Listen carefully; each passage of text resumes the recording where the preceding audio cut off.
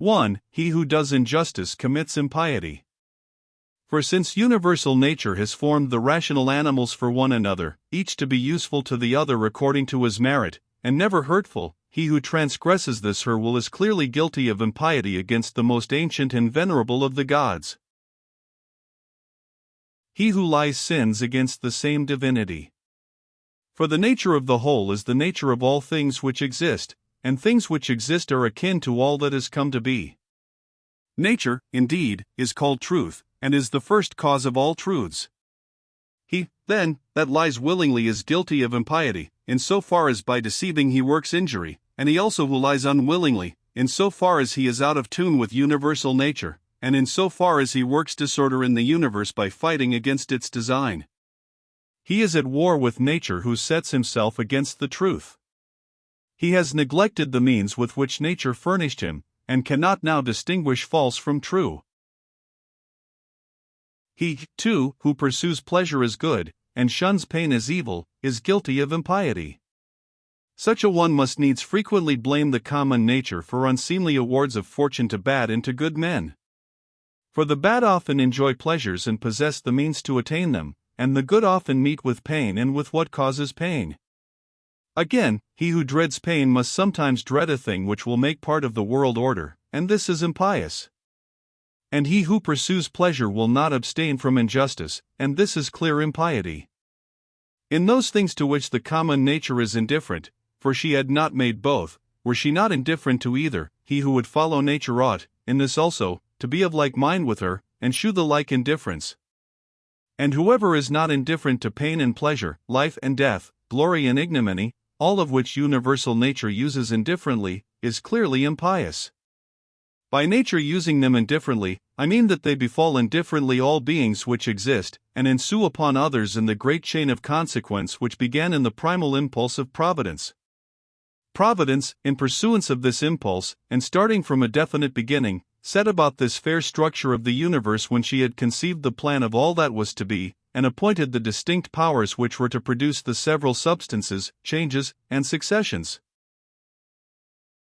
2. It were the more desirable lot to depart from among men, unacquainted with falsehood, hypocrisy, luxury, or vanity. The next choice were to expire when cloyed with these vices. Have you then chosen rather to abide in evil, or has experience not yet persuaded you to fly from amidst the plague? For a corruption of the mind is far more a plague than any pestilential distemper or change in the surrounding air we breathe. The one is pestilence to animals as animals, but the other to men as men. 3. Despise not death, but receive it well content, as one of the things which nature wills. For even as it is to be young, to be old, to grow up, to be full grown, even as it is to breed teeth, and beard, and to grow grey, to beget, to go with child, to be delivered, and to undergo all the effects of nature which life's seasons bring, such is it also to be dissolved in death. It becomes not therefore a man of wisdom to be careless, or impatient, or ostentatiously contemptuous about death, he should rather await its coming as one of the operations of nature. Even as now you await the season when the child of your wife's body shall issue into the light, await the hour when your soul shall fall out of these its teguments. If you wish for the common sort of comfort, here is a thought which goes to the heart. You will be completely resigned to death if you consider the things you are about to leave, and the morals of that confused crowd from which your soul is to be disengaged. It is far from right to be offended with them. It is even your duty to have a tender care for them, and to bear with them mildly. Yet remember that the parting, when it comes, will not be with men who think as you think. For the only thing which, if it might be, could hold you back and detain you in life, would be to live with those who had reached the same principles of life as you. But, as it is, you, seeing how great is the fatigue and toil arising from the jarring courses of those who live together, may cry, haste, death. Lest I, too, should forget myself. 4. The sinner sins against himself. The wrongdoer wrongs himself by making himself evil. 5. Men are often unjust by omissions as well as by actions. 6. Be satisfied with your present opinion, if certain, with your present course of action, if social, with your present mood, if well pleased with all that comes upon you from without. 7. Wipe out impression, stay impulse, quench desire, and keep the governing part master of itself. 8. The soul distributed among the irrational animals is one. Rational beings, on the other hand, partake of one reasoning intelligence. Even so, there is one earth to all things earthy, and, for all of us who are endowed with sight and breath, there is one light by which to see, one air to breathe. 9. All things that share a common quality are strongly drawn to that which is of their own kind. The earthy tends towards the earth, fluids flow together, aerial bodies likewise, and naught but force prevents their confluence. Fire rises upward on account of the elemental fire, and it is so ready to join in kindling with all the fire that is here that any matter pretty dry is easily set on fire, because that which hinders its kindling is the weaker element in its composition. Thus also, then, whatever partakes of the common intellectual nature hastens in like manner, or even more markedly, towards that which is akin to it. For the more it excels other natures, the stronger is its tendency to mix with and adhere to its kind. Accordingly, among irrational creatures we find swarms of bees, herds of cattle, nurture of the young, and love, of a sort. For even in animals there is a soul, and in the more noble natures a mutual attraction is found to be at work, such as does not exist in plants, or stones, or wood. Among the rational animals, again, there are societies and friendships, families and assemblies, and, in war, treaties and truces. Among beings still more excellent, there subsists, though they be placed far asunder, a certain kind of union, as among the stars. Thus ascent in the scale can produce a sympathy even in things that are widely distant. But mark what happens among us. It is only intellectual beings who forget the social concern for one another, and the mutual tendency to union. Here alone the social confluence is not seen.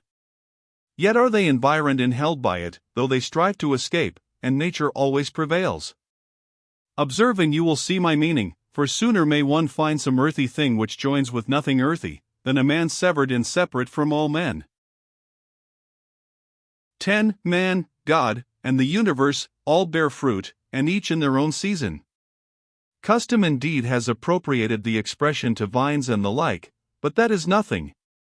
Reason has its fruit both for all men and for itself, and produces just such other things as reason itself is. 11. If you can, teach men better. If not, remember that the virtue of charity was given you to be used in such a case. Nay, the gods are patient with them, and even aid them in their pursuit of some things such as health, wealth, and glory, so gracious are they. You may be so too. Who hinders you? 12. Bear toil and pain, not as if wretched under it, nor as courting pity or admiration. Wish for one thing only, always to act or to refrain as social wisdom requires.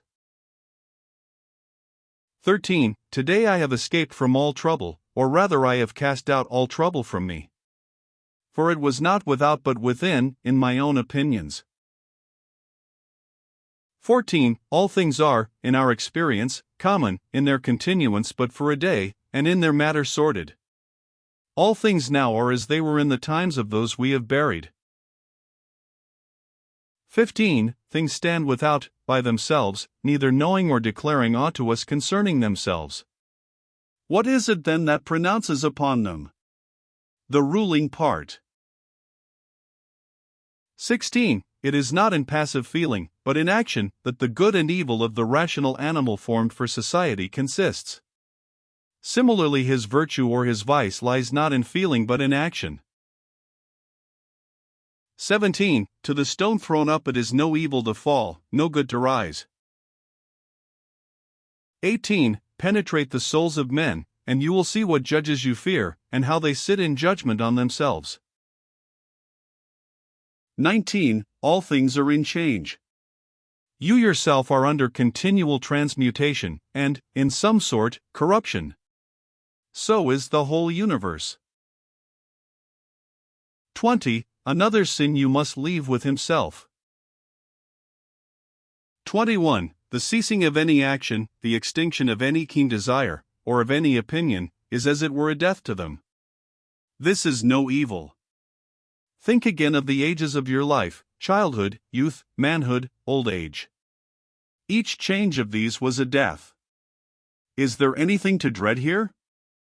Think now of your life as it was, first under your grandfather, then under your mother, then under your father, and, as you find there many other alterations, changes, and endings, ask yourself, is there anything to dread here? Thus neither is there anything to dread in the cessation, ending, and change of your whole life. 22. Make swift appeal to your own ruling part, to that of the universe, and to his who has offended you. To your own, that you may make it a mind disposed to justice; to that of the universe, that you may remember of what you are a part; and to his, that you may know whether he has acted in ignorance or by design, and that you may also reflect that he is your kinsman. 23. You yourself are a part of a social system necessary to complete the whole. Accordingly, let your every action be a similar part of the social life. And if any action has not its reference, either immediate or distant, to the common good as its end, this action disorders your life and frustrates its unity.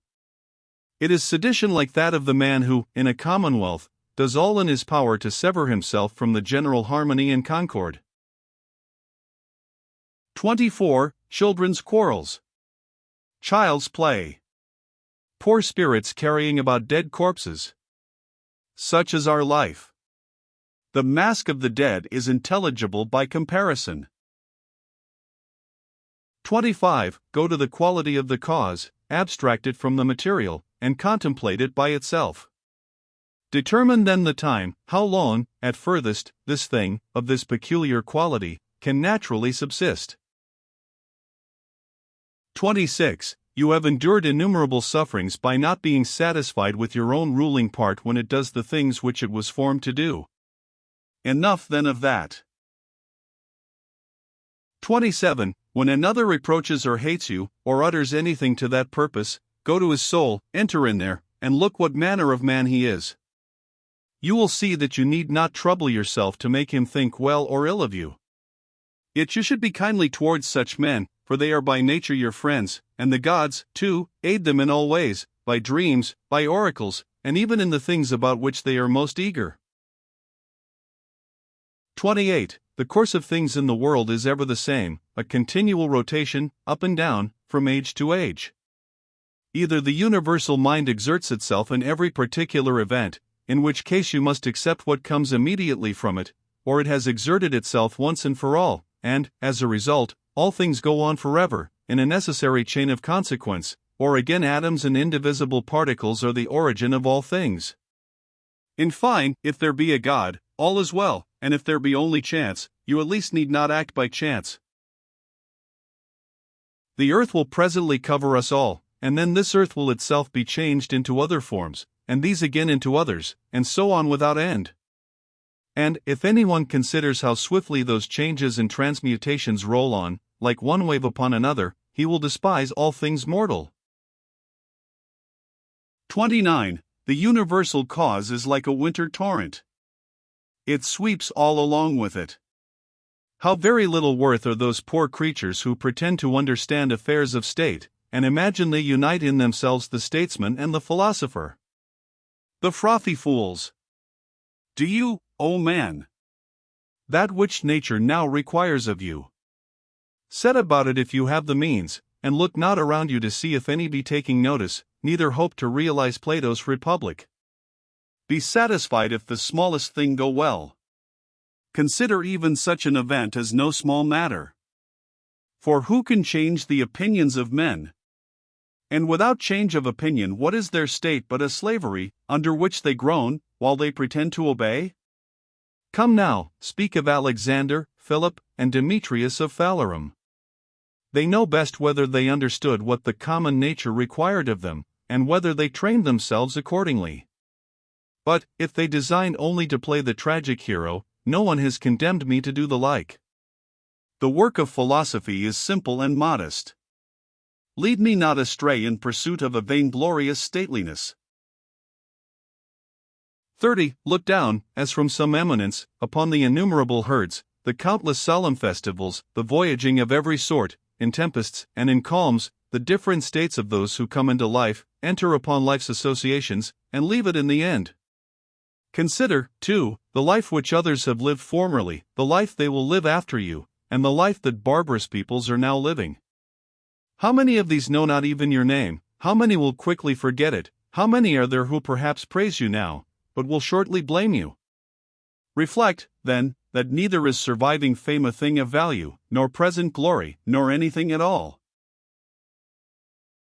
31. Let nothing due to a cause outside yourself disturb your calm. In the workings of the active principle within you let there be justice, that is a bent of will and a course of action which have social good as their one end, and so are suited to your nature. 32. You can suppress many of the superfluous troubles which beset you, for they lie wholly in your own opinion. By this you will give ample room and ease to your life.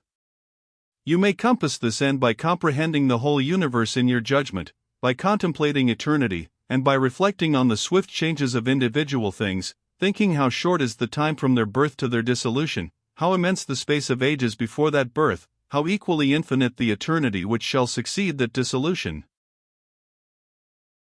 33. All things that you see will quickly perish, and those who behold them perishing are very soon themselves to die. And he who dies oldest will be in like case with him who dies before his time. 34. What manner of souls have these men? What is the end of their striving, and on what accounts do they love and honor? Imagine their souls naked before you. When they fancy that their censures hurt, or their praises profit us, how great is their self-conceit! 35. Loss is naught but change, in change is the joy of universal nature, and by her all things are ordered well. From the beginning of ages they have been shaped alike, and to all eternity they will be the same. How then can you say that all things have been, and ever will be evil, that among so many gods there has been found no power to rectify, but that the universe is condemned to endure the burden of never-ending ill? 36. How corrupt is the material substance of everything, water, dust, bones, and foulness! Again, marble is but the concrete humor of the earth, gold and silver its heavy dregs. Our garments are but hair, the purple dye blood. All else is of a like nature. Breath, too, is just the same, ever changing from this to that. 37. Enough of this wretched life, enough of repining and apish trifling. Why are you disturbed? Are any of these troubles new? What excites you so? Is it the cause? Then view it well. Is it the matter? View it also well. Besides these there is nothing. Wherefore at last act with more simplicity and goodness towards the gods. Whether you look on this spectacle for 100 years or for 3, it is the same. 38. If he has done wrong, the evil is with him, and perhaps, too, he has not done wrong. 39. Either all things proceed from one source of intelligence and come together in one body, in which case the part must not complain of what comes about for the benefit of the whole, or all is atoms, and there is nothing else but confused mixture and dissipation. Why then are you disturbed? Say to your soul, thou art dead, thou art rotten, thou hast turned beast, join the herd, and dost feed along with them. 40. Either the gods have power or they have none. If they have no power, why do you pray? If they have power, why do you not choose to pray to them for power neither to fear, nor to desire, nor to be grieved over any of these external things, rather than for their presence or their absence? Surely, if the gods can aid man at all, they can aid him in this. But perhaps you will say the gods have put this in my own power. Then is it not better to use that which is in your own power and preserve your liberty, than to set your heart on what is beyond your power and become an abject slave? And who has told you that the gods aid us not in these things also which are in our power? Begin to pray about them and you will see. One man prays, may I possess that woman. Do you pray, may I have no wish to possess her? Another prays, may I be delivered from so and so. Pray you, may I not need to be delivered from him. A third cries, may I not lose my child. Let your prayer be, may I not fear to lose him. In fine, turn your prayers this way, and observe what comes of it. 41. Epicurus says, in my sickness my conversations were not about the diseases of this poor body, nor did I speak of any such things to those who came to me. I continued to discourse as before on the principles of natural philosophy, and was chiefly intent on the problem of how the mind, though it partakes in the violent commotions of the flesh, might remain undisturbed and keep guard on its own proper excellence. I permitted not the physicians, he continues, to magnify their office, and vaunt themselves as if they were doing something of great moment, but my life continued pleasant and happy. What he did then, in sickness, do you also if ye fall ill, or suffer any other misfortune? Never to depart from your philosophy whatever befalls you, never to join in the folly of the vulgar and the ignorant, is a maxim common to all the schools. Give your mind only to the business now in hand and to the means whereby it is to be accomplished. 42. When you are offended by the shamelessness of any man, straightway ask yourself, can the world exist without shameless men? It cannot. Therefore do not demand what is impossible. Your enemy also is one of these shameless people who must needs be in the universe. Have the same question also at hand when you are shocked at craft, or perfidy, or any other sin. For while you remember that it is impossible that the class should not exist, you will be more charitable to each particular individual. It is useful also to have this reflection ready: what virtue has nature given to man wherewith to combat this fault? Against unreason she has given meekness as an antidote, against another weakness another power. You are also at full liberty to set right one who has wandered, now every wrongdoer is missing his proper aim and has gone astray. And then, in what are you injured? You will find that none of those at whom you are exasperated have done anything whereby your intellectual part was like to be the worse. Now anything which can really harm or hurt you has its subsistence there, and there alone. And wherein is it strange or evil that the man untaught acts after his kind? Look if you ought not rather to blame yourself for not having laid your account with his being guilty of such faults. Your reason gave you the means to conclude that it was probable that he would do this wrong, you forgot, and yet wonder that he has done it. But above all, when you are blaming anyone for faithlessness or ingratitude, turn to yourself. The fault lies manifestly with you, if you trusted that a man of such a disposition could keep faith, or if, when you granted the favor, you did not grant it without ulterior views, and on the principle that the complete and immediate reward of your action lay in the doing of it. What would you more, when you have done a man a kindness? Is it not enough for you that you have acted in this according to your nature? Do you ask a reward for it? It is as if the eye were to ask a reward for seeing, or the feet for walking. For just as these parts are formed for a certain purpose, which when they fulfill according to their proper structure, they attain their proper end, so man, formed by nature to do kindness to his fellows, whenever he acts kindly, or in any other way works for the common good, has fulfilled the purpose of his creation, and has possession of what is his own. End of the 9th book.